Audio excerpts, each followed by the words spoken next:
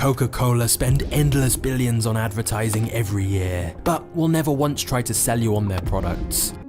How does a boy born into poverty become the richest man in the world? Andrew Carnegie is the personification of the American dream.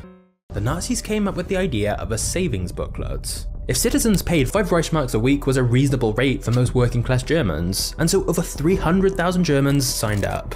But none of them ever got their Volkswagen, and all of their hard-earned savings would be lost.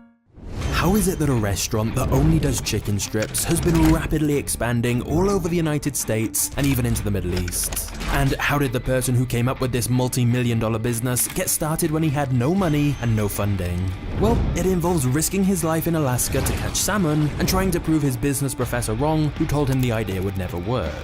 This is the crazy underdog success story of Raising Cane's.